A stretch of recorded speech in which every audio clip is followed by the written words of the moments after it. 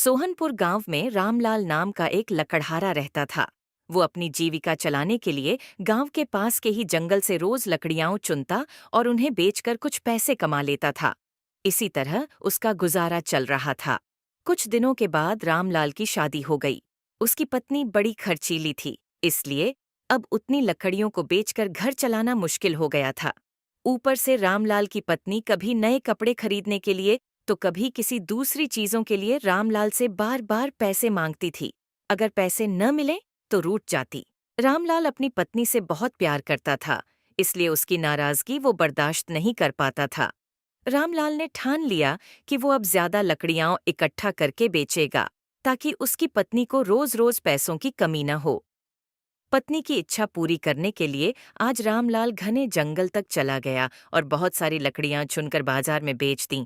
ज्यादा लकड़ियों के ज्यादा पैसे मिले तो खुश होकर रामलाल ने सारे पैसे अपनी पत्नी को दे दिए। अब रोज रामलाल ऐसा ही करने लगा। देखते ही देखते उसके मन में लालच इतना बढ़ गया कि उसने धीरे धीरे पेड़ काटना भी शुरू कर दिया। पेड़ काटने से और ज्यादा लकड़ियां हो जाती थीं और उसे अधिक दाम मिलने लगे। लकड़हारा हर हफ्ते एक पेड़ काटता और लकड़ियां बेचकर मिलने वाले पैसों से अपनी पत्नी के शौक पूरे करता। अब पैसे ज्यादा आ रहे थे तो घर भी अच्छे से चल रहा था। धीरे धीरे रामलाल ने पैसों को जुए में लगाना शुरू कर दिया।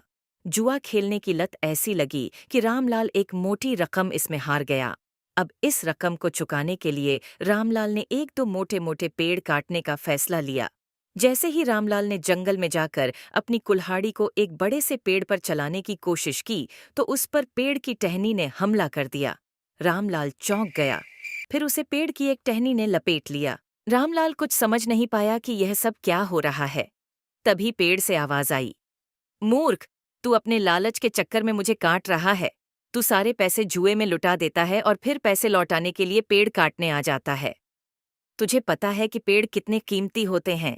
हमारे अंदर भी जान बसती है और हम तुम इंसानों को जीने के लिए हवा, धूप में छाया और भूख को शांत करने के लिए फल देते हैं, लेकिन तू अपने स्वार्थ के लिए हमें ही काट रहा है। पेड़ ने कहा, आज तू रूठ, यही कुल्हाड़ी मैं अब तेरे ऊपर चलाऊंगी। पेड़ की टहनी कुल्हाड़ी से रामलाल पर वार करने ही वाली थी कि वह गिड़गिड़ाने लगा। उसने माफी मांगते हुए कहा, मुझसे गलती हुई है, लेकिन मुझे सुधरने का एक मौका दो। अगर आप मुझे मार दोगे तो मेरी पत्नी का क्या होगा? वो अकेली पड़ जाएगी। आज से मैं किसी पेड़ को नहीं काटूंगा, ये प्रण लेता हूँ।